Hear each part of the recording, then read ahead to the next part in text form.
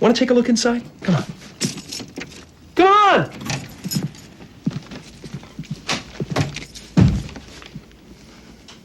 Go ahead. Snoop around.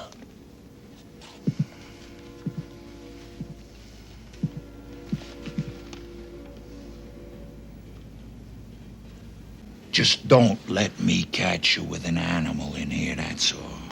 All right. Take care now. Bye-bye then. Loser.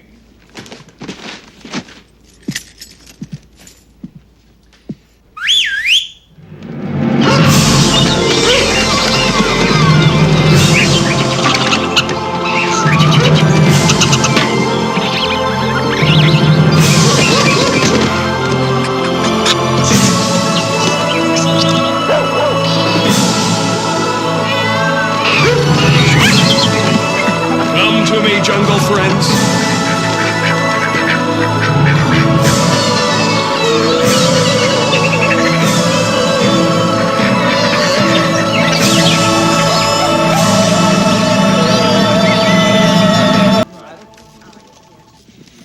Mr. Ventura here to see you. Thanks, Martha. Hi, I'm Melissa Robinson. Pleasure to meet you. Did you have any trouble getting in? No, the guy with the rubber glove was surprisingly gentle. Security's tight, Super Bowl week. Why don't you have a seat? I'll get right to the point, Mr. Ventura. Our mascot was stolen from his tank last night. Lassie must be missing. Hey, Ventura! Ventura!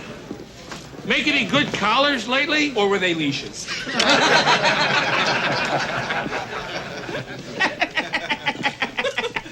Uh-oh. Homicide, Ventura. Now, how you gonna solve that one? Good question, Aguado. First, I'd establish a motive. In this case, the killer saw the size of the bug's dick and became insanely jealous. Then I'd lose 30 pounds. Pork and his wife! Holy Testicle Tuesday! What the hell is he doing here? I came to confess. I was the second gunman on the grassy knoll. Spare me the routine, Ventura. I know you're working the snowflake case. May I suggest you yield to the experts on this one? We'll find the porpoise. Whew. Now I feel better. Of course, that might not do any good. You see, nobody's missing a porpoise. It's a dolphin that's been taken. The common harbor porpoise has an abrupt snout, pointed teeth, and a triangular thoracic fin, while the bottlenose dolphin, or Tursiops truncatus, has an elongated beak, round cone-shaped teeth, and a serrated dorsal appendage. I'm sure you already knew that. That's what turns me on about you. Your attention to detail. Listen, pet dick. How would you like me to make your life a living hell? Well, I'm not really ready for a relationship, Lois, but thank you for asking. Hey, maybe I'll give you a call sometime. Your number's still 911? Oh, righty then.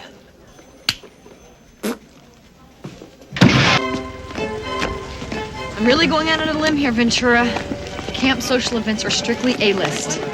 Gee, Chuck, the date started off good, but just before we got to the party, she seemed to tense up. I swear, if you do anything to embarrass me in front of camp... What? Like this?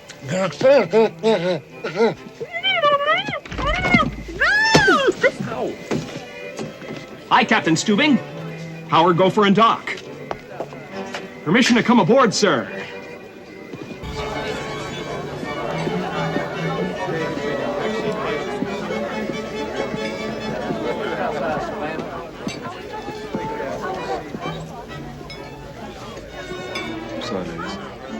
Melissa, Oh, hi, Ron. glad you could make it. Thank you. You look wonderful. Oh, thanks. And who is he, a friend? No, this is my date. He's a lawyer. Well, does he have a name, or should I call him Lawyer? I'm sorry. This is Ace. Tom Ace. Tom Ace. Pleasure to meet you, Mr. Camp. And congratulations on all your success. You smell terrific. I was just telling Melissa, one of the first lessons we learned back at Stanford Law was the modern proliferation of food poisoning claims against wealthy private homeowners. In fact, if one were so inclined, one could make quite a lucrative law practice with little else. How is everybody feeling tonight? Very, very well, thank you. Oh, look, honey, there's the hors d'oeuvres.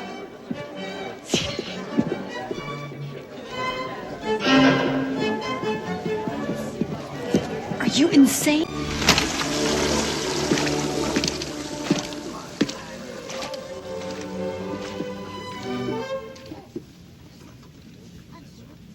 Do not go in there. Woo!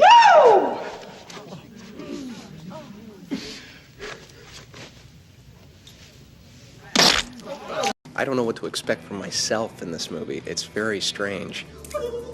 I've chosen a path of either it's going to be really incredibly hilarious or completely stupid.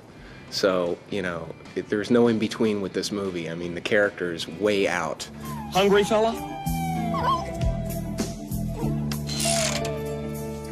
There you go. This movie is more so than any other project I've ever done. It's that insanity that lurks within. Hi, I'm Melissa Robinson. Pleasure to meet you. I'm the owner of the castle. Hello. Love interest. What's it like working with Jim Carrey? Hell. Excuse me. We just gotta fluff the hair. Hair's thinking. He cracks me up all day, really does. He's hysterical. There's an electric emery board. Gotta have one. She works for the Miami Dolphins, and she's trying to find the dolphin that has been kidnapped. Meet Ace Ventura. He's our pet detective. We hire him to find the dolphin. He's the last choice. I'm sorry. This is Ace. Tom Ace. Tom Ace. Pleasure to meet you, Mr. Camp. It's a pleasure to meet you, Mr. Camp. Congratulations on all your success. You smell terrific. I swear, if you do anything to embarrass me in front of camp. What? Like this? I become his love interest. Actually, it's my movie, and he's my love interest.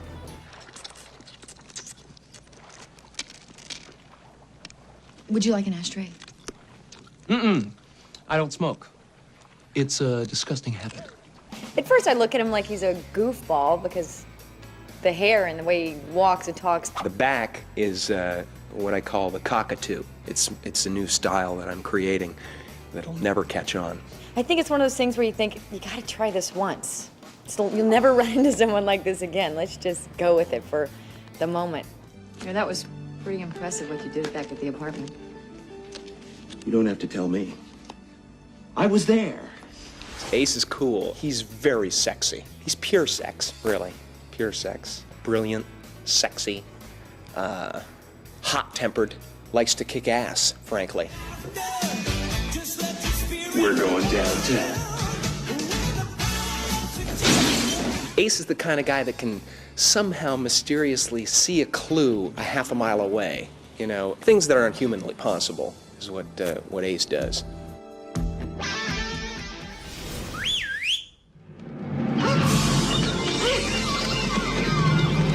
I think the animals are more afraid of me. It's the classical line, you know? And it's true in this case. I don't know why I think it's the teeth. They go, look at the chompers, man. I don't stand a chance.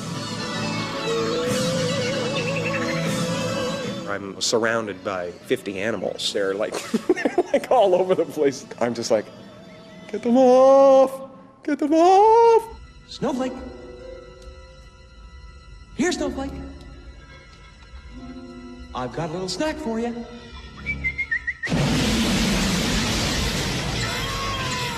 I really think, if nothing else, we have attempted to do something really wild here. I know that there are going to be moments here where people are going to go, I can't believe that, you know? So that's worth it for me. That was a close one, ladies and gentlemen. Unfortunately, in every contest, there must be a loser. The who? The her. Anyone sees this movie and truly understands it is going straight to hell. Ventura. Yes, Satan? Oh, I'm sorry, sir. You sounded like someone else. Howdy, how's it going? Thanks for joining me. Alrighty then. So where do we begin? I'm talking about Ace Ventura, Pet Detective from 1994. It's the kind of comedy they don't make anymore. If you're of my generation, I'm Gen X. I think a lot of Gen X people like myself complain that comedies aren't what they used to be. And, maybe young people, Gen Z, maybe they feel the same. But honestly, I think a lot of Gen Z, 20-year-old people these days, they don't really watch movies because they've got TikTok, they've got Instagram. I mean, of course, I'm generalizing. Some people still watch movies, and if they watch movies, they tend to be, they tend to be on Netflix and maybe double screening, watching their phone while they're watching a movie, or maybe they'll go see a blockbuster at the cinema once in a while. This year, there's been the Minecraft movie, I think, the biggest hit was Lilo and Stitch. That's the only movie that made over $1 billion this year. But anyway, what I'm saying is, my generation very nostalgic for the days when great zany comedies were being made, and it seems like the 1980s, 1990s, early 2000s was really a golden era. At the time, we didn't realize how lucky we were, because it just seemed like great comedies would be made forever, and they just new talents would keep arising, and expect the unexpected. That's how it felt when I was a teenager. So when Ace Ventura, Pet Detective came out, I was 16 years old. And yeah, I guess looking back, I took it for granted that every few months, every year, every few months, there would be new comedies from actors I'd never heard of before, and they would be original, and the storylines would be zany, and it would probably be over the top. But I don't know how you feel, but when was the last really great comedy? Like, when was the last comedy that's going to go down, as a classic, as a cult hit kind of thing? For me, the last one that comes to mind that I really love would be The Nice Guys, 2016. So that's 9 years ago now. Maybe The Death of Stalin, 2017. I liked, what was the Coen Brothers movie? Hail Caesar. I think that was also 2017. Okay, so maybe 2016, 2017, there are a few great comedies there. Once Upon a Time in Hollywood. Not exactly a comedy, but of course moments of comedy. Tarantino, of course, incredible writer and director. So that came out 2019. So here we are 6 years later. Yeah, I can't think of any noteworthy comedies in the last 6 years. Any old how. So this was Jim Carrey's breakout hit role. I mean, of course, he'd been on TV in living colour, and I never saw that in Australia. I'm aware of it. Of course, you can watch the clips on YouTube. Guess people in America, that was a popular show, kind of like Saturday Night Live or Mad TV. It was, and other talented comedians came out of that show, but Jim Carrey, the obvious standout. And he'd been in movies in the 80s, but just, minor characters. Was it Earth Girls Are Easy, Gina Davis movie. Peggy Sue Got Married. Yeah, he'd been in a bunch of movies, but only minor roles. And so you can see he was like getting one movie a year until 1992. And then he wasn't in any movies in 1993. But then 1994, suddenly he's starring in 3 monster hit movies. So Ace Ventura, The Mask, Dumb and Dumber. This run is kind of legendary, and he continued the run in 1995 with Batman Forever and the sequel to Ace Ventura, When Nature Calls. And so he basically had 5 monster hit movies in a row, all within 18 months or something. And then he was in A Cable Guy, directed by Ben Stiller, and that movie bombed, so that kind of broke his run. But he came back with Liar Liar, another huge hit, and after that The Truman Show, which garnered a bunch of awards, and probably his best serious role. I mean, basically The Truman Show showed everyone that Jim Carrey's not just the crazy bonkers, off the wall slapstick comedian. He can do serious drama, and that was an amazing. The Truman Show came out in 1998, 27 years ago, and a lot of the themes in that are even more pertinent now, with social media and people live streaming themselves constantly, and everyone has a YouTube channel, me included, So, and big tech constantly watching what we're doing. They've got all our information, mining our data and knowing everything about us. And it feels like it's kind of this surreal thing where we're all constantly on the show, and it's hard to differentiate what's fiction and what's reality. 1994 was his breakout year, and it's really remarkable when you think about it that he went from having no starring roles to suddenly having 3 hit movies in 1 year, and actually, as I said, 5 within 18 months. So basically he became the biggest comedian in the world during that run of movies. And even if he'd never made another movie, that basically cemented his status as a legend. So I would say Ace Ventura: Pet Detective is my favorite comedy of his. He's been in a number of great comedies, but yeah, that would be my favorite comedy for sure. And serious movie, I guess it's probably Truman Show. He has been in other great serious movies that I've enjoyed as well. Eternal Sunshine of the Spotless Mind. I Love You, Philip Morris. That was with Ewan McGregor. That was great. The last comedy that I really enjoyed him in was The Incredible Burt Wonderstone, and he wasn't the main character in that. That came out in 2013, and that starred Steve Carell and Steve Buscemi. Also, Olivia Wilde, Alan Arkin were in that movie. But so it's been, it's 12 years ago. The last comedy that I really enjoyed, Jim Carrey in. And I haven't watched Sonic the Hedgehog movies.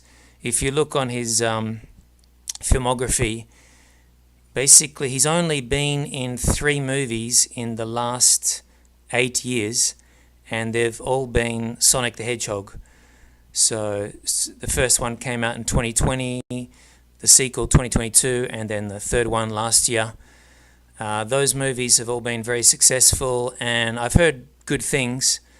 I mean, I've heard people praise Jim Carrey's performance in that, say it was a return to form to his zany, bonkers, comedic old days.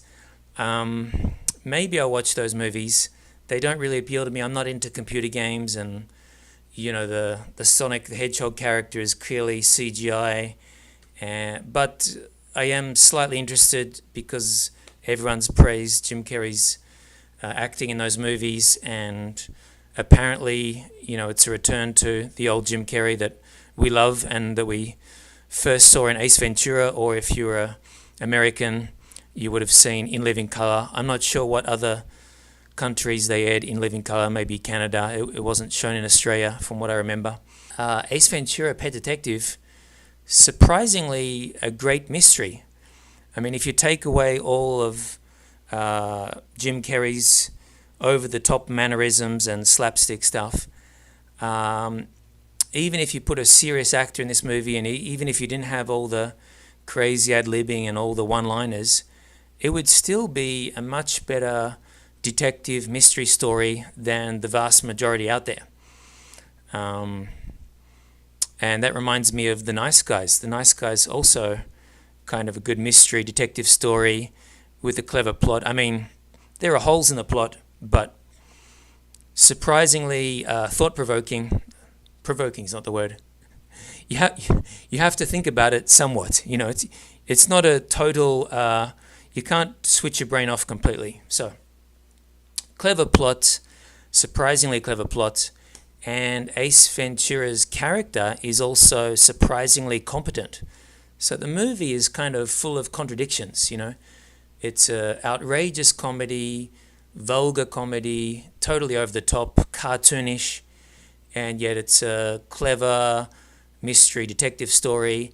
And Ace Ventura is surprisingly competent. You know, The Nice Guys. I keep comparing to that movie. In The Nice Guys, you have Ryan Gosling's character, and he's kind of like Inspector Gadget, and you know the niece character, Inspector Gadget, who's actually the competent one, does all the hard work. But then, if you remember Inspector Gadget, the cartoon, he kind of takes credit for it. And I think the Pink Panther, Peter Sellers movies, they're a similar thing where, you know, you have these detectives who come out on top despite their incompetence. So, you know, maybe I'm getting things mixed up, but it's kind of a trope. Okay, Inspector Gadget, cartoon, The Nice Guys, the last great comedy I can remember, or one of the last, and the Peter Sellers, Pink Panther movies. I'm sure there are other movies that just don't come to mind right now, where you have, and the Pink Panther movies were remade with Steve Martin, one of my favorite comedy actors. But you have this, it's definitely a trope by now, where you have a detective, especially in comedies, where the detective is kind of incompetent, but in spite of their shortcomings, somehow they end up getting the job done. But Ace Ventura is different. You know, he's clearly competent from the outset. It's hard, you know, a lot of people might not realize that if they're not paying attention, because his exaggerated mannerisms, his crazy hooting and howling, his bonkers outfit, I mean, it's just so outlandish that that's the thing that grabs your attention. It seems that the movie has kind of got a renaissance on YouTube in terms of reactors reacting to the movie, and I guess maybe part of the reason is they just don't make movies like this anymore, and so maybe it's fun for Gen Z or Gen Y to discover the movie. I mean, you have older people reacting to it too, but yeah, so I'm 47 years old, and we grew up with these kind of movies. I'm trying to think of, aside from Jim Carrey movies in the 1990s, you had Ben Stiller, another one of my favorite comedies, There's Something About Mary, also filmed in Miami, and that's another completely bonkers movie. Dumb and Dumber, Jim Carrey movie. Robin Williams, a lot of Mrs. Doubtfire. He had a bunch of bonkers comedies. Will Ferrell, of course, Talladega Nights, Blades of Glory, Step Brothers, Wedding Crashers, Owen Wilson, Ben Stiller had so many great Starsky and Hutch, that was a surprisingly great reboot of the 1970s TV show. Zoolander, Ben Stiller, Owen Wilson. Yeah, so there were so many great comedies. We were really spoilt in the 1990s and early 2000s. Every year there were multiple zany comedies. So I'm thinking about why so many people are reacting to this movie in the last 2 years. And I think one of the reasons is that it would be very difficult to make a movie like this now. And, you know, this is a kind of well-known fact. I mean, Ben Stiller talked about how it would be hard to make Tropic Thunder now, and Robert Downey Jr. made the same point.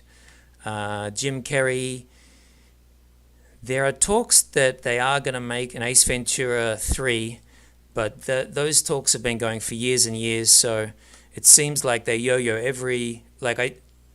last year I heard that it's not going to happen, and Jim Carrey did an interview a couple of years ago where he said absolutely not, he'll never be involved in another Ace Ventura movie. But then a few months ago I found an article saying that it is happening. They're making an Ace Ventura 3, and possibly Jim Carrey will be involved. Whether he's the lead character or not, who knows? So I'll believe it when I see it. I mean, I would like to see another Ace Ventura movie, even though I'm not a big fan of the sequel, When Nature Calls. So I've rewatched Ace Ventura: Pet Detective, who knows, 10 times, 15 times, too many times to count. I mean, not fully concentrating every time. Sometimes I'll put it on in the background, having like a house party. If we have friends over, I just want something kind of fun, upbeat in the background. You don't have to concentrate on. I mean, if you want to solve the mystery, you do have to concentrate. As I said, it's quite a clever storyline. But if you're not paying attention to the mystery, you can just enjoy Jim Carrey's over-the-top mannerisms and all the... It's kind of eye candy. Eye candy. It's a beautiful movie to look at. It's beautiful. I mean, Courteney Cox, beautiful actress. The antagonist, the villain in the movie, Sean Young, also very beautiful. You know, she was in Blade Runner in the original. And Jim Carrey, handsome guy, very good-looking guy. The three main actresses, the three leads in the movie, all very good-looking people, and the location is beautiful. Miami. I mean, I think there's a bunch of movies that have been filmed in Miami, especially in the 1990s, I noticed. So yeah, you had Ace Ventura, you had There's Something About Mary, two of the greatest comedies ever made, in my opinion. The Birdcage, also way up there. Robin Williams, Gene Hackman, another incredible one. I think that came out in the late 90s. And of course, you had Miami Vice TV show that was in the 1980s, Don Johnson. I was a young kid then, so sometimes I'd watch it on TV. Came on late at night, sort of past my bedtime, but I remember seeing scenes here and there, and I thought that it was cool that he had a pet alligator on his private yacht in the white suit and the Lamborghini Countach, the white Lamborghini. So I guess that's when Miami first became well known around the world. Talking about, like I'm from Australia, so of course Americans have known about Miami forever, but the 1980s Miami became very well known because of Miami Vice. And then in the 1990s, you had these movies that used Miami as a backdrop. And the reason I mention that, it's part of the eye candy of the movie. It's shot beautifully, the cinematography is beautiful, and they, is it Art Deco Street? What is it in South Beach, Miami? So there's a lot of filming along there, including Ace Ventura's apartment. You know, the scenes they filmed, I think in South Beach, Miami, it kind of looks somewhat run down then.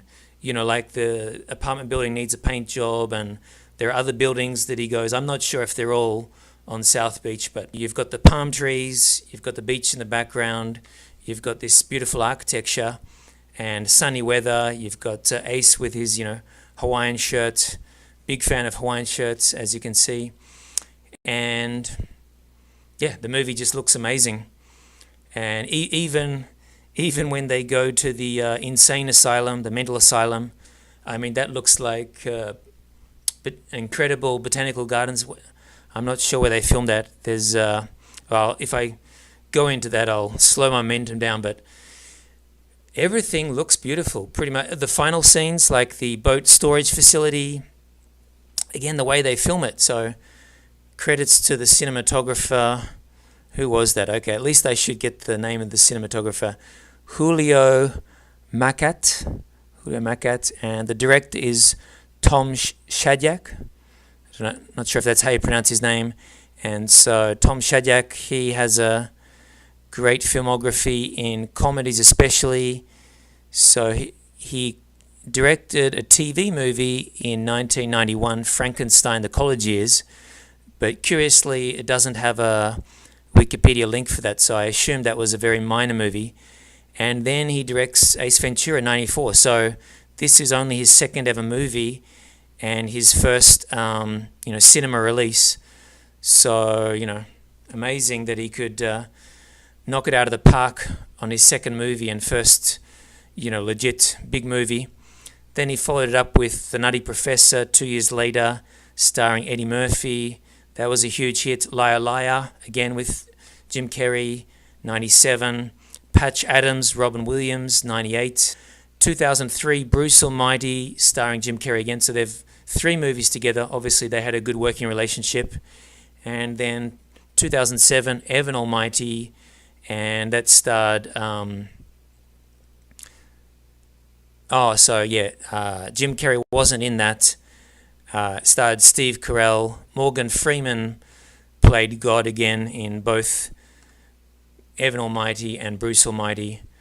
I'm not sure why Jim Carrey didn't come back for the sequel. One of the reasons I love this comedy, Ace Ventura Pet Detective, is I love birds. So you can see that my channel name is Bird Fari, and you can see I've got this carved wooden parrot here.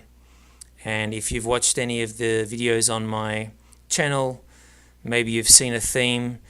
My favorite animated movie is Rio. Came out 2011, voiced by Jesse Eisenberg and Anne Hathaway. That was filmed by Blue Sky Studios, which was later bought by Disney, and Disney's basically bought up everything. They bought Pixar. So anyway, at some point I will do a movie review on Rio, and of course in Rio you have the Spix macaw. I mean, this might actually be a hyacinth macaw, but pretty close. So beautiful bird there. And the sulfur crest cockatoo is the villain, Nigel. Yes, I'm a big fan of parrots. So what's the connection with Ace Ventura Pet Detective? Well, firstly, you'll see there are 2 or 3 scenes in Ace's apartment where he has a bunch of animals. He's probably got like 20 animals. I mean, it's this crazy, over-the-top zoo kind of Dr. Dolittle thing where he's got, penguins coming out of the fridge, and he's got squirrels and monkeys, and he's got raccoons, and he's got an iguana, and he's got a bunch of parrots. He's got macaws, a rainbow lorikeet, Australian parrot. Those, actually, I'm from Melbourne, and in Melbourne, Sydney, Brisbane, the big cities in Australia, you can see rainbow lorikeets in your backyard. And not only do you see a bunch of parrots in Ace Ventura Pet Detective, and I think on the DVD cover and the poster for the movie, you see him holding the parrots in his room. He's got macaws, and he's got parrots from the Amazon, and he's got Australian parrots. He's got all kinds of... Is there a cockatoo in there? Maybe not. But anyway, Jim Carrey has said that he based his mannerisms, the way his hairstyle and his cocky, over-the-top, cartoonish walk and all of that, he said his inspiration was birds. And I think he mentioned cockatoos in particular. When I heard that, and I've watched a bunch of cockatoo videos on YouTube. I mean, coming from Australia, we can see sulfur-crested cockatoos also in the cities. They're also fairly common now. If you go to the botanical gardens in Melbourne, Sydney, or nearby hills, you can see plenty of cockatoos, and sometimes even black cockatoos. You can see galahs. Galahs are basically a pink and grey cockatoo. So if you're into birds, Australia is a bird's paradise. Now I live in Japan, so I feel a little bit homesick, especially when it comes to birds, because in Australia we can see amazing birds whenever, wherever. Definitely spoilt. So I was spoilt growing up in the 1980s, 90s, early 2000s with all these amazing comedies, which now I feel nostalgic about, and I know I'm not the only one on that front. Many people wish we could go back to that era, and there are some signs recently that because so many people are talking about it, because so many actors, directors, and the fact that a movie like Ace Ventura: Pet Detective is finding a new audience on YouTube. I mean, I'm not sure who's watching those reaction videos. Most likely the majority of people are people my age or older who remember that movie fondly and want to hear other people talk about it and kind of laugh along with it. But I'm hoping that young people are discovering these movies. Jim Carrey, Ace Ventura, is a walking, talking parrot. I think the major inspiration, if you had to pick one bird that most resembles Jim Carrey, I think it's an umbrella cockatoo. White cockatoo. And that's a very rare cockatoo that actually comes from a few islands in Indonesia near New Guinea. So those cockatoos are very popular at zoos and pet shops. Very rare bird. Apparently umbrella cockatoos, white cockatoos, they've been popular going back 500 years, even with the Emperor of China. So why are those cockatoos so popular? Because they're so over the top, so charismatic, and they have so they're called white cockatoo, umbrella cockatoo. They have this amazing head that I'll share some videos here, so rather than me trying to explain it, you'll see what I mean. But there are videos, for example, on YouTube where they show umbrella cockatoo and a sulfur-crested cockatoo side by side, and the sulfur-crested cockatoo, they're playing an Elvis song, and so the sulfur-crested cockatoo is not into it. It's like, this is not my kind of music. Like, stop playing this Elvis, music. Not my vibe. Something more modern, please. And then you have the umbrella cockatoo, who's just jiving along and totally off its rocker. Any country, because even if you turn the volume down, even if you can't follow the mystery, even no subtitles, if you just focus on what Jim Carrey's doing, he's an outrageously entertaining, walking, talking cockatoo. And for the same reason why, Rowan Atkinson's Mr. Bean movies are beloved worldwide. Personally, not my taste. He's too much of a moron. But I understand why people in China, Russia, Japan, Korea, Brazil, Peru, wherever you go, there are fans of Mr. Bean, because you don't need to understand the language. You don't need to understand the subtleties. There is no language. It's all physical. It's all slapstick. Jim Carrey and Ace Ventura, he really swung for the fences in this movie. Like, this is like a home run on his first big outing as a lead character. I mean, of course, he had plenty of training, especially from In Living Color, and he'd been a stand-up comedian for 10, 15 years. I mean, I think he'd been at least 10 years. I think his, breakout on, big time TV, maybe on Johnny Carson's show in 1990.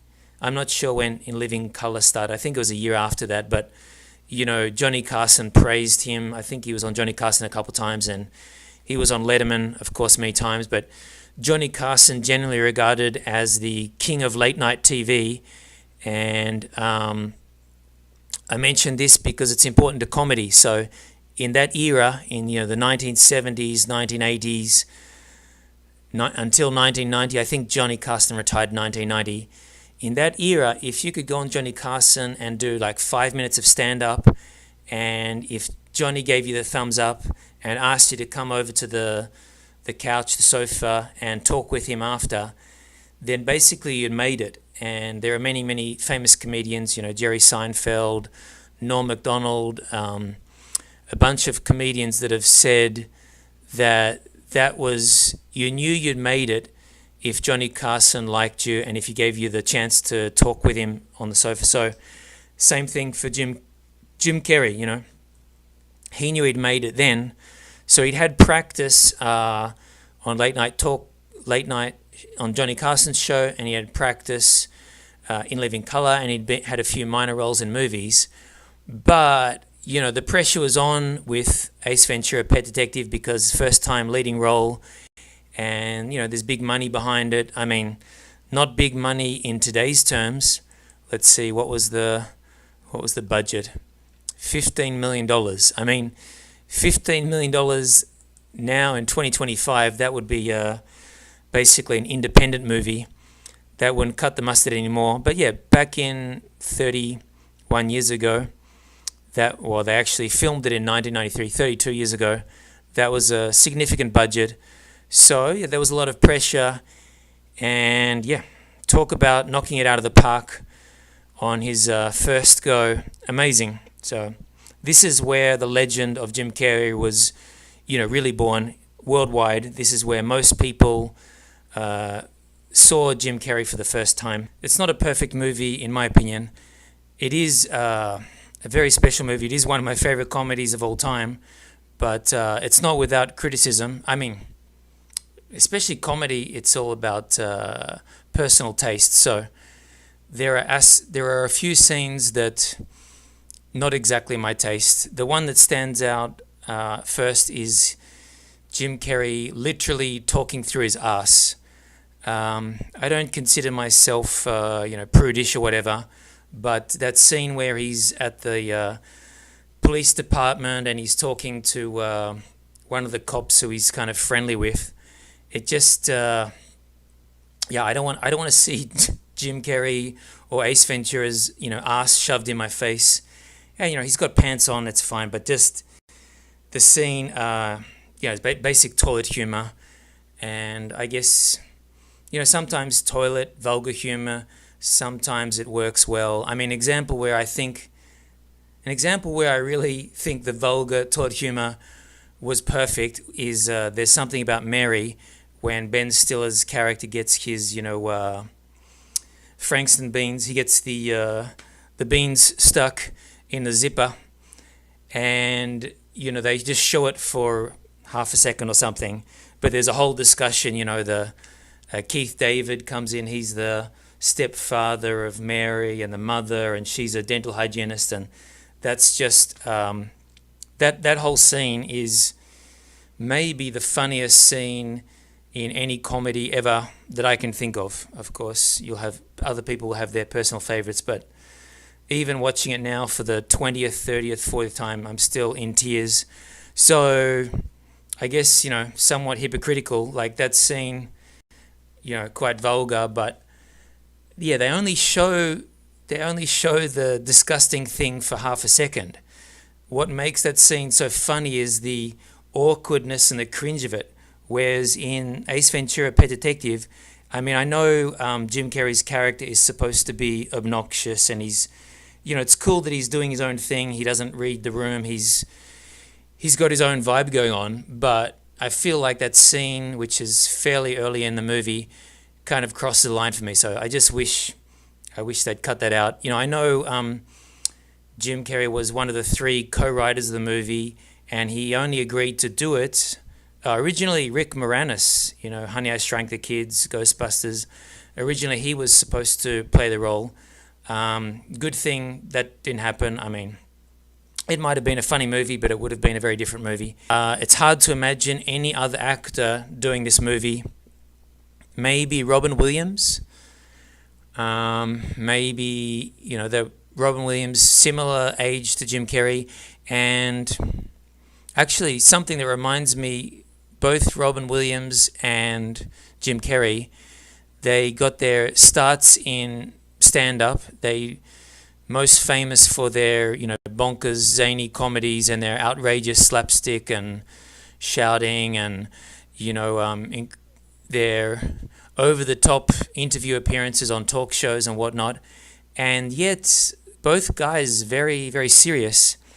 And, both of them, I think, have mentioned that they started in comedy to try and overcome the heaviness or the depression around them. I've forgotten the backstory to Robin Williams, but I mean, it's well known that he basically took his own life, so that was very tragic. A big shock to many people. Like some people I talk with, they said, "Oh, I can't believe he did that." But if you're interested in psychology, it's not that surprising. A lot of comedians actually have, dark past. And Jim Carrey, apparently his mother was very depressive when he was growing up, and so the reason he started doing all this over-the-top, crazy, slapstick stuff, he was just doing anything he could to make her smile. So when you think about that, it's no wonder that both Robin Williams and Jim Carrey are so great in, heavy psychological dramas. So my favorite Robin Williams movie would be Good Will Hunting, where he plays the psychologist. And, ironically, tragically, I wish he'd taken his own advice there, because he's consulting Matt Damon's character, and Matt Damon's, he's built up this wall to try and be the tough guy, but he's very, unforgiving of people, and he doesn't accept himself, and he's not willing to show his true emotions. And I guess for Robin Williams, he was a bit like that himself, but incredible actor, both in comedies and in dramas. So yeah, maybe Robin Williams could have played this part. It would have. I think Jim Carrey is the best choice, but they say nobody else could have done it. I mean, of course there are other great comedians. It's kind of like the Indiana Jones thing. People can't imagine anybody else except Harrison Ford. But originally Tom Selleck was cast, and famously Tom Selleck couldn't do it because of his contract doing Magnum, which was especially ironic because there was a writer's strike. I keep using ironic, but coincidental. They were filming Magnum PI in Hawaii. Raiders of the Lost Ark was filmed in Hawaii, and there was some kind of writer's strike where Magnum was on hiatus. And so not only could have he filmed it time-wise, but it was the same location they were filming Magnum. And I think Tom Selleck would have been a very cool Indiana Jones. He would have been different.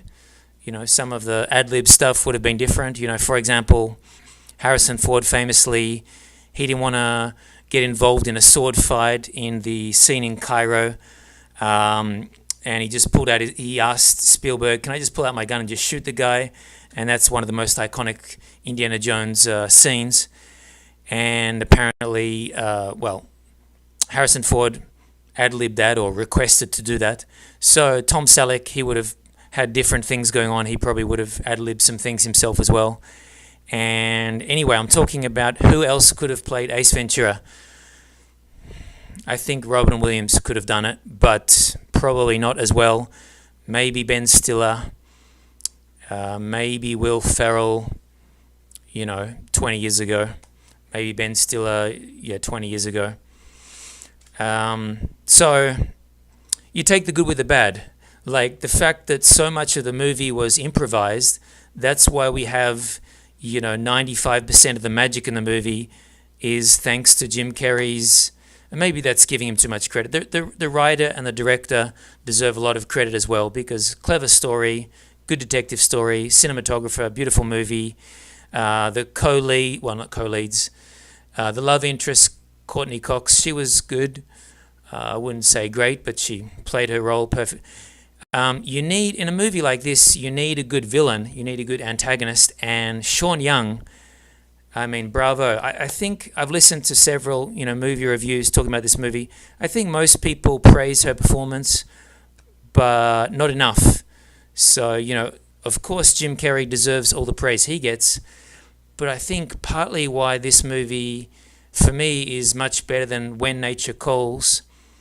And I mean, another reason I'm not a big fan of When Nature Calls is, they go to Africa. Nothing against Africa, but it's a detective story. So for me, a detective story should be set in, a city.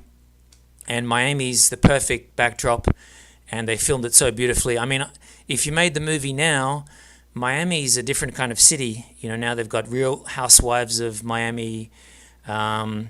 The most recent movie where Miami looked good to me was Bad Boys for Life. But, now it's, full of influences. It's full of it's uber wealthy, ridiculously wealthy. Like you've got Messi has an apartment on some high rise there, and his Lamborghini or Ferrari can go in an elevator, and it's almost like America's Dubai. It's not quite as bad as Dubai Dubai is like the height of hedonism, ostentatious luxury. But I feel like in the 1990s, Miami wasn't quite that. Of course, wealthy people like to go there, the nightclubs and the beach, but the fact that it was, a little bit run down, and you have all those amazing architecture that, still looking good, but not, it's a different kind of city now, so you can never go back in time. I'm getting kind of nostalgic, even though I've never been to America. I've never been to America, but somehow I feel nostalgic about how Miami used to be, or at least how Miami appeared in the movies and TV shows. Of course, CSI Miami was never filmed in Miami. I think the intro with the overhead, now they do that with a drone shot. Back then they did it with a helicopter. I think that was Miami, but the rest of it was filmed in California. And is it David Caruso? He was the star of that show. I quite liked CSI Miami just because it was so over the top. And connection with CSI Miami and David Caruso and Jim Carrey is Jim Carrey went on Letterman. This was, I think, 2007, so almost 20 years ago. And it was during the height of the popularity of CSI Miami. At that time, I think it was the most popular TV show in the world. And so there's a famous scene where Jim Carrey is... famous bit on Letterman where Jim Carrey's praising CSI Miami, and he takes off his sunglasses and he's think, well, it looks like we've just found our killer. He just takes off his glasses and he really puts the button on the scene. So he's explaining to Letterman how this is like a master class in acting. Of course, a bit of sarcasm there, but because they say like imitation is the most sincere form of flattery, and I feel like Jim Carrey was actually praising David Caruso's performance in CSI Miami just because it's iconic. Like all the other, this bunch of CSI shows. Is CSI still going? I think there is some CSI still going, but. Anyway, CSI Miami, the most iconic, and because you had all those scenes with Caruso just, staring in the camera, and the point was that he wouldn't let anyone else retort, like he would have the final say, and he'd just walk off. He wouldn't take his sunglasses. He'd put his sunglasses on, so it looks like we've just found our killer, and then Jim Carrey's telling Letterman, imagine if he was an English teacher, I before E. So yeah, my biggest criticism or most disappointing moment in the movie is Jim Carrey talking to his friend in the police department, and it just goes on too long. Like I said, if you're going to do vulgar comedy, then I think it should, or if you're going to show something really disgusting, I think it should be very brief. Like there's something about Mary, where you have that, half a second scene of Ben Stiller's ball sack, the beans stuck in the zipper after a long, wacky, cringe scene. But, yeah, apparently Jim Carrey was allowed to improvise. And again, that's the only reason that he agreed to do the movie. So I'm glad that he felt free to do anything. And he has said in an interview a couple of years ago, I think it was 2022. So 3 years ago, he said he'd never go back to that. But he did say, so 3 years ago, Jim Carrey said he'd never ever go do Ace Ventura, Pet Detective again. I don't know why. Like, for me, this is his most iconic movie. So it's crazy to me that he's done this Sonic the Hedgehog movie. He's done 3 of those, and I think they're going to make a 4th movie. And, it's like Harrison Ford never wanted anybody else to play Indiana Jones. Probably at some point they're going to recast Indiana Jones. Hopefully they get someone charismatic. But anyway, I don't understand why Jim Carrey has been reluctant to reprise his role. A few months ago, I read an article where he said that he might come back into it. So, he's flip-flopped on things before. So, still hoping that Jim Carrey comes back one more time for another Ace Ventura. But, maybe he's smart. Maybe he doesn't want to spoil his legacy of the character because he knows he can never top himself. And so in this interview a couple of years ago, he said that was the movie or the character where he felt most liberated, free, and uninhibited. And so, yeah, you really feel that he's really over the top, and that's why we get so much magic in the movie. But as I said, that scene, not a big fan. Also, like, the most controversial scene is towards the end of the movie, and of course now with all the trans debates or trans rights, it's become a very sensitive topic, and so sensitive that J.K. Rowling, who became the most popular author in the world thanks to the success of the Harry Potter books, because of her. I don't think she's completely anti-trans. It's that she doesn't want men who've become women using male toilets or female prisons or women's change rooms. Anyway, I mean that's a can of worms. But it's interesting that the cast of Harry Potter, Daniel Radcliffe, Emma Watson, and a few of the others, they've mostly disassociated herself from J.K. Rowling. And when they had the 25th anniversary, I think it was a couple of years ago, J.K. Rowling wasn't invited. So they had the cast, all these people, like the person who wrote the books that the whole franchise is based on, was the only person not invited to the party, which was crazy. But the reason I mention that is an example of how sensitive things have gotten and how crazy. And it's no coincidence that they're not making movies like this anymore, because in the 1990s, in the early 2000s, maybe in the 80s, but I think the peak of this kind of comedy was the 90s, where like a lot of people mention Tropic Thunder. That was 2008. Ben Stiller, Robert Downey Jr., and a bunch of people have said that was kind of the end of an era. Maybe that was like the last movie where they did a bunch of stuff that you wouldn't get away with now. And why can't you do those kind of movies now? Social media, because the squeaky wheel gets the oil.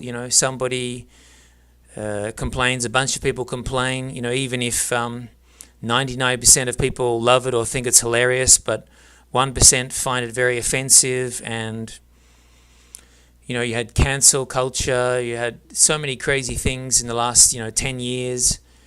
But thankfully, I think we're turning a corner with that. So maybe I sound like a broken wheel if I'm talking about that stuff. And I'm kind of slightly optimistic that great comedies are on the verge of making a comeback, partly because, Hollywood studios they're desperate for ideas, they're desperate to make money, and people are tired of superhero movies, like superhero movies, the Marvel movies especially, or DC, Marvel, okay, those two juggernauts, but Marvel especially because, they made Infinity War, I think, made $3 billion, and, it was just every year there were multiple Marvel movies, and they were dominating the box office until the pandemic. And recent years, it seems people are tired of those superhero movies. I mean, in my case, I was never a big fan. I loved Superman as a child, Christopher Reeve, Superman, Gene Hackman as Lex Luthor, iconic. And recently we lost another one who was General Zod, Terrence Stamp. Amazing movie, the original Superman, 1978, coincidentally the year I was born. But I was never really into the new era of superhero movies. I did like Iron Man, which was Robert Downey Jr. That was his big comeback movie. I think that came out 2000, was that 2008? Was that the same year as Tropic Thunder? I mean, yeah, everybody knows he had his amazing renaissance. You know, I like to see things have a comeback, whether it's Matthew McConaughey and his reconnaissance, whether it's Robert Downey Jr. and his huge comeback. So even though I'm not a big fan of the Marvel movies, I was very happy for Robert Downey Jr. to have his big comeback in 2008. And what I'm really praying for is a renaissance of off-the-charts, balls-to-the-wall, zany, wacky, anything-goes comedies, and also adventure movies with real practical effects and, you know, real jungles. My previous movie review, I praised Jurassic World Rebirth because even though there was a lot of CGI, there were many scenes that were actually filmed in the jungle in Thailand, and you could feel a bit of that grittiness.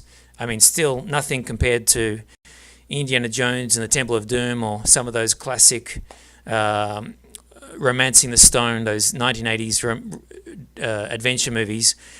But I think I'm not the only one. So there are other people that want to see return to classic adventure movies with, you know, real jungles, and there's a bunch of people who want to see zany comedies make a return.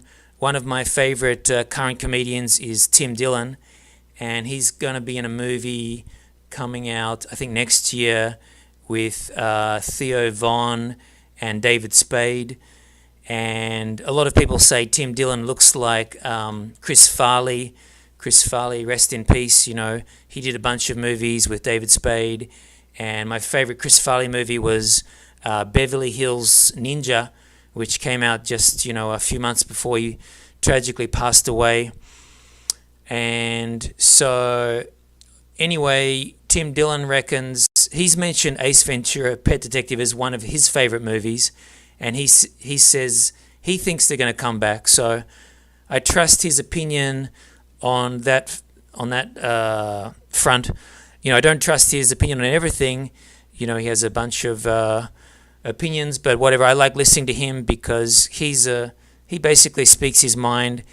My favorite, you know, stand-up comedian of all time, Norm Macdonald. He passed away a few years ago, and for some reason, Norm Macdonald could never transition to the movies. I mean, he was in Dirty Work, and he's had a few minor characters in his friends' movies like Grown Ups, Adam Sandler movie, but I'm hoping that Tim Dillon can kind of break through into the movies as you know, Chris Farley did. They look very similar, and so coincidentally, he's going to be in a movie with David Spade next year. But I think it's mostly Theo Von and David Spade. So high hopes for that movie. I forgot what it's called. I think Bus Brothers, something like that. But even if that movie doesn't make it as a great comedy, I'm hopeful that in the next few years, great comedy is going to make a comeback. Partly because the studios need to make money, and if people don't want to watch, then they're not going to make money. So it was disappointing that the last truly great comedy that I loved, The Nice Guys, that movie lost the movie at the box office. So I think it cost about $50 million to make, and it made about $50 million. But if you factor in marketing probably another $20-30 million. So overall, that's why there was no sequel to that movie. But I've heard Shane Black say that the movie did well on HBO and streaming. A lot of people discovered that movie on streaming. So I'm glad that movie has become more popular in recent years. And I think part of the reason The Nice Guys has become a sleeper hit, kind of cult classic, even though it's only 9 years old, is because when it came out, you know, the superhero franchise was at their peak, especially the Marvel movies in 2016, and people didn't want to go to watch comedies at the cinema. But now people are over the superhero genre generally, and many people are saying, you know, can we please have some legit, rigid-edge, true blue, old-fashioned balls to the wall comedies. So maybe it's going to happen. Okay, I talked about the scene that I disliked the most.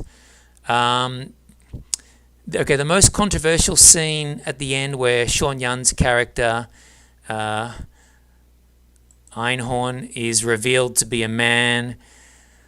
Yeah, maybe it goes a bit too far. I mean, the bit too far aspect for me is the fact that you see everyone kind of vomiting. You know, it's kind of gross to see people vomiting, and you know, even all the colleagues in it, they just drag it on a bit long.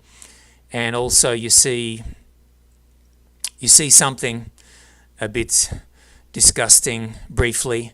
So even though I think anyone and everyone should be able to be offended, I mean, people want to mock me, mock whoever, I think, yeah, to have good comedy, you need to have the freedom for everyone to be mocked. So I think it's okay to have this trans character as the police chief. And I think Sean Young is amazing. And part of the reason the movie works so well is you have this incredible... And she I don't know why Sean Young never had a better career after this. I mean, she was in a lot of, you know, direct-to-DVD release movies. But this is her most impressive role. And it was almost a fantastic, you know, 1-2 combination between these. So obviously protagonist Ace, Jim Carrey, but then yeah, the movie wouldn't work if you didn't have someone like Sean Young playing the character of Einhorn as well as she did. So minor criticism for the climatic scene in the boat storage shed where it just goes a bit too far. But you know, personally, I wasn't offended, but I get why some people would be. But I also think people need to get over themselves, and I'm hoping that we're over the era of the squeaky wheel always getting the oil, and people can just ease up a bit and just laugh at themselves. So, all right, favorite scenes. It begins with him going to his apartment. You know, the landlord is on his case immediately, and you see him kind of break a palm frond, and he's trying to hide from him because he hasn't got the cash. And the reason he hasn't got the cash is, you know, he didn't even get money for bringing that Shih Tzu dog back to the owner, because when the hot Latino woman says, you know, how can I ever repay you? And, you know, he says, you know, I've some damage to the car, and he's got this old bomb car. But then she goes to town on him, and, you know, he agrees to take in sexual favors instead of payment. So he can't pay his rent, and that means, you know, all his animals, he's struggling to get the food to pay all his animals, his Dr. Dolittle apartment. But it's kind of crazy that he's set up to be, you know, so poor, and yet he's living on South Beach. Like, now that apartment would be worth multi-million dollars, I'm sure. But even in the early 1990s, that apartment would have been quite expensive to rent. So he can't have been that poor if he's living in such a swanky place. I love that scene because all the animals come out, and it just I love animals. I love the birds. Another favorite scene, of course, is where it's revealed that he is indeed a fantastic, competent detective. So you have that scene in the high-rise apartment, the double-pane glass, and he's opening and closing the and, you know, in front of the police department, he kind of, you know, puts them to shame. And of course, he really showboats over it and rubs it in their faces. And in that case, you know, I love how over the top he is, and it's just a very cool, satisfying moment. Other favorite scenes, I mean, everything with Courteney Cox, him and Courteney Cox, they have great chemistry. You know, from the moment he meets her in her office apartment, which is, this beautiful high-rise overlooking Miami. I love the visual of that scene and how you're introduced to their meeting.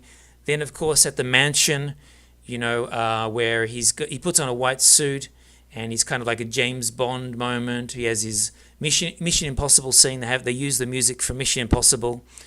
And when he enters the party at the mansion, beautiful house from the outside, indoor. Again, the movie looks amazing, beginning to end. And I just love the look on everyone's faces when he enters. He really,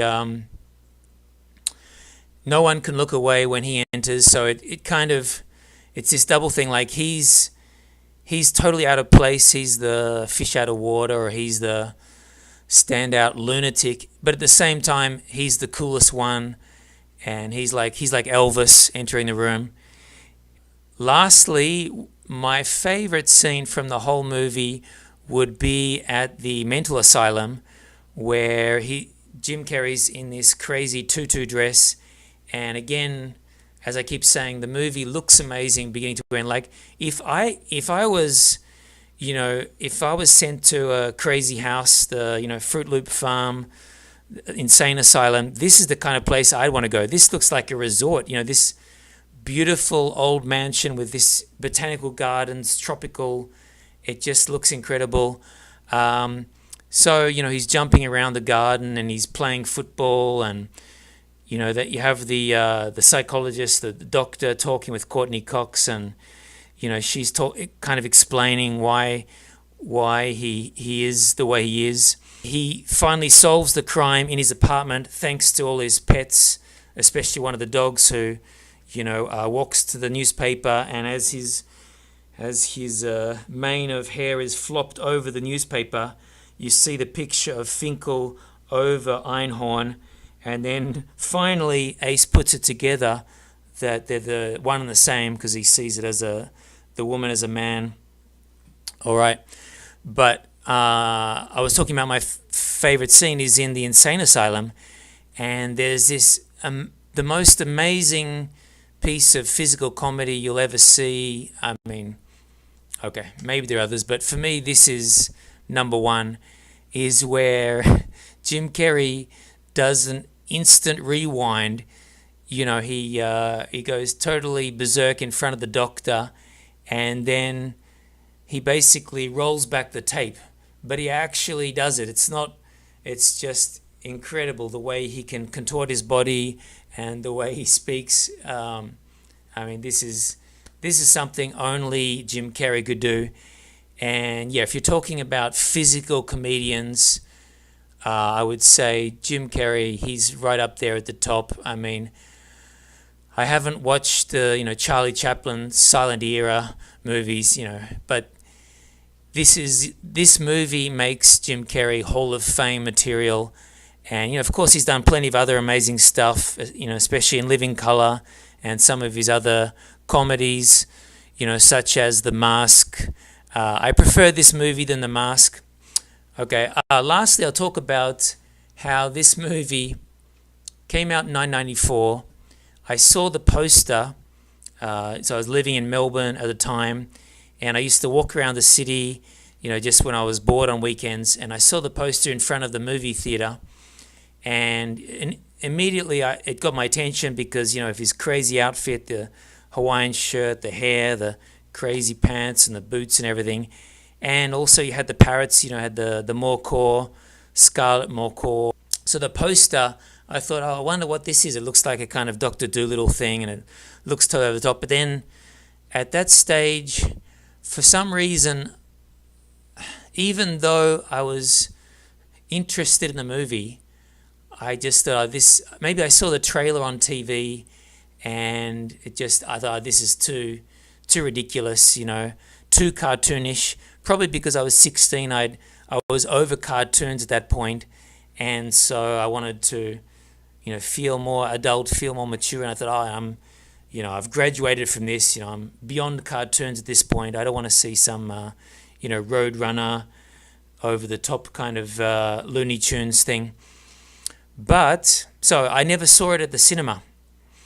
But a few months later, a friend persuaded me to see The Mask. And I didn't want to see The Mask for the same reason. For the same reason I didn't want to see The Mask, I thought, oh, this is ridiculous. And The Mask looked even more absurd and using CGI and whatnot. But my friend basically said, oh, come on, you didn't go to the movies with me last time. And so I thought, okay, all right, got nothing better to do. And this is back pre-internet, I know we had internet, but back in the 90s, you only used internet, at the library, and it was dial-up, and maybe you'd get on for a few minutes. And so not a lot of entertainment. You could go to the cinema, or you could go to a billiards center, play pool, something like that. Go to like a teenage nightclub, under 18 nightclub, no alcohol, something like that. And so if you're bored going to the movies, this is something you do. I mean, people still do it, but as I said, I think Gen Z, they're out of that habit, and especially where I live in Japan, very few young people see movies, especially Hollywood movies, But anyway, that's off on a tangent again. So I regret not seeing Ace Ventura: Pet Detective at the cinema. But I did see The Mask at a cinema, and the same reservations I had about Ace Ventura, that it was too cartoonish, and I was over that.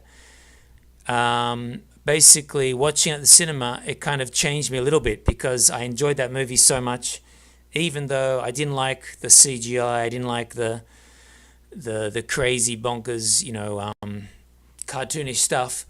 But Jim Carrey was amazing in that movie, and Cameron Diaz was amazing in that movie, and connection with There's Something About Mary, maybe my all-time favorite comedy, There's Something About Mary, filmed in Florida. Cameron Diaz, incredible, so beautiful, gorgeous, so funny, so crazy, so over the top.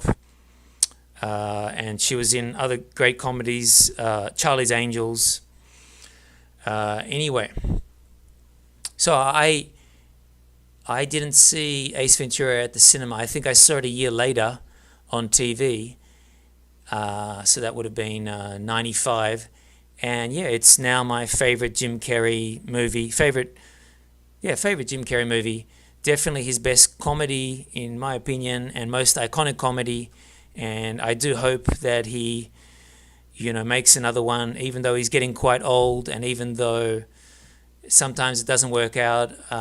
He did a sequel to Dumb and Dumber 2. I was never a big fan of the original Dumb and Dumber, even though same director, the Farrelly brothers, as There's Something About Mary. Not my favorite. Just too moronic, I guess. And so that's why I like that Ace Ventura, he's a competent detective. I don't like it when characters are just complete morons. I mean, I can still enjoy Dumb and Dumber, but it's not really my cup of tea. So he made a sequel to Dumb and Dumber a few years ago, and that didn't go too well, apparently. But I do hope he makes a sequel to this. And how crazy is that I had the opportunity to watch it at the cinema, and I chose not to because I thought I was too mature to see something cartoonish. And now it's one of my favorite comedies ever. Definitely top 10, maybe top 5. I mean, it has bonus points because Jim Carrey is, a living, talking, walking parrot, cockatoo. There's no other movie that comes close to what he did physically in that movie that I've seen. And just amazing. Bravo. 5 stars. Not perfect, but nothing's perfect. And maybe even the imperfections in the movie, that makes it more memorable. Wow. Ace Ventura, Pet Detective, one of the best comedies you'll ever see. So, thanks for listening. Have a good one. Take it easy. Ciao for now. Ladies and gentlemen, let me tell you something. There is no hotter film star than our first guest tonight. I happen to know that his last film, Ace Ventura, Pet Detective, made over $1 trillion. His new film, entitled The Mask, will probably make enough money to shut Hollywood down forever. It opens on Friday. Ladies and gentlemen, please welcome the always personable, the very talented Mr. Jim Carrey. Yes, sirree. Jim, nice to see you. The place goes wild. Congratulations. This must be very thrilling. Your head just must be spinning because of the constant and overwhelming praise and adulation that you're generating for yourself because of the films. It's an amazing thing. I don't know exactly what's happened. I've gotten very popular, but it's nice to know your roots, and it's nice to know what happened. Yeah, you know? sure. And I really think it's responsible. You know, what's responsible for this whole thing is my subliminal motivation tapes.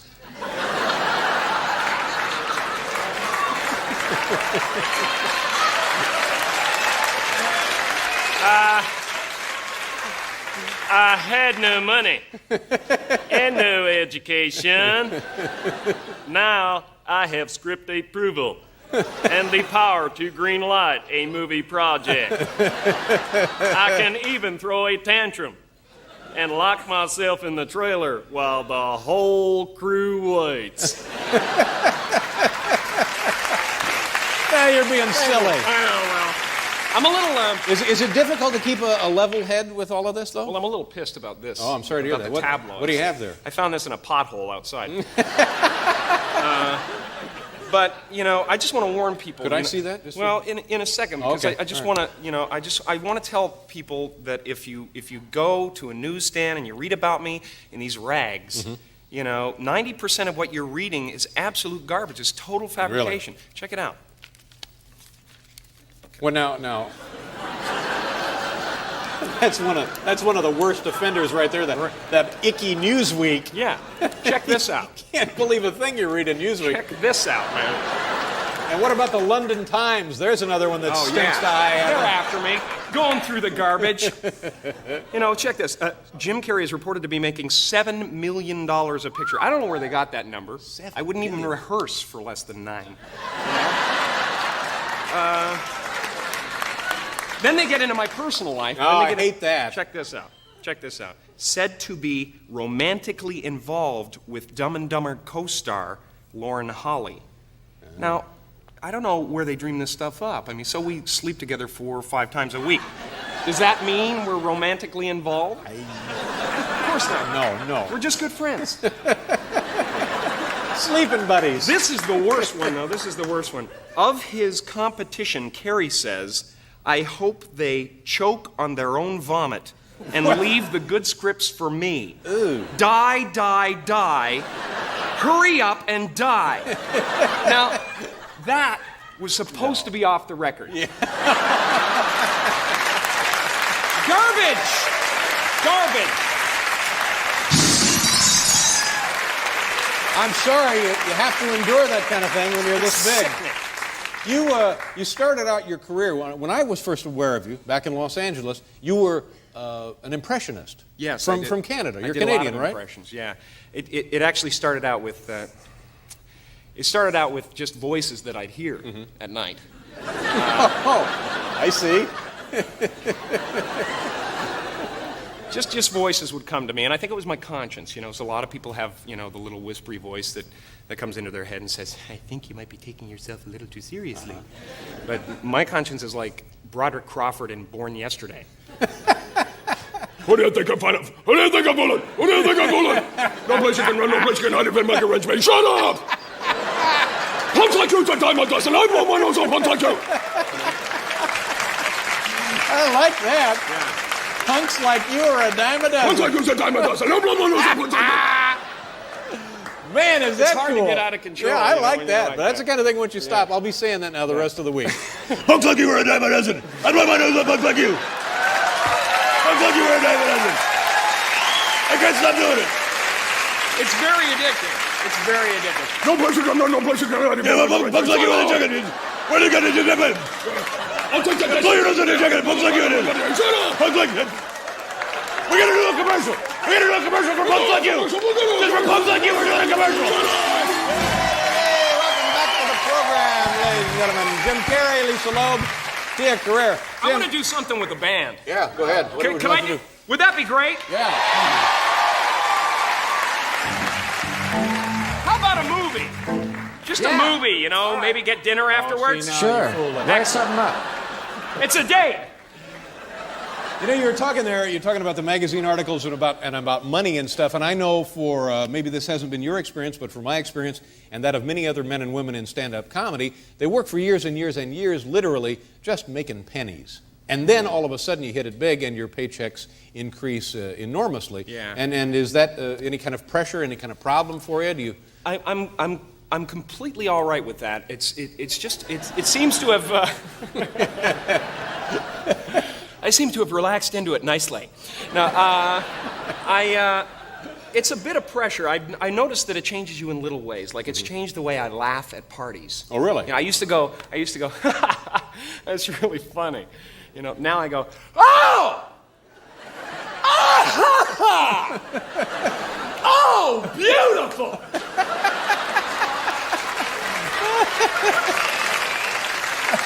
Have you guys heard this one?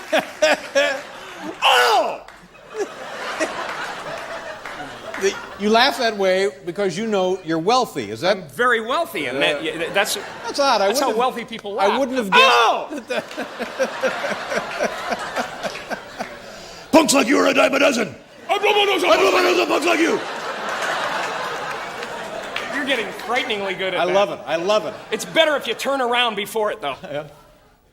You gotta turn around. I can hardly wait for the show to be over so I can go upstairs and say this to everybody in the office. Do you have a clip? Do you have anything in the film you want to show? Did you bring a clip? Yeah, I actually brought a clip. I didn't bring a clip of the film. I brought something else.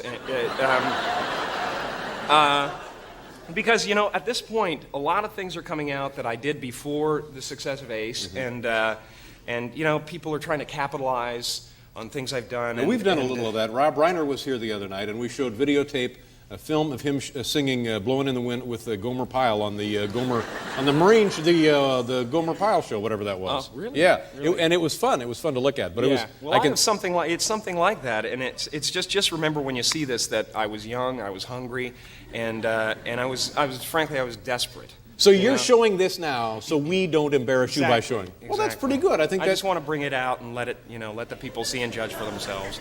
How long ago was it? About 5 years. Okay, well, this will be fun. Thank you very much for sharing this with us. Okay. Hal, if you have the videotape in there of Jim Carrey 5-6 years ago, roll it, please. I was desperate. All right. I'm Mike Wallace. I'm Morley Safer. I'm Ed Bradley. And I'm Jim Carrey. These stories and Andy Rooney tonight on 60 Minutes.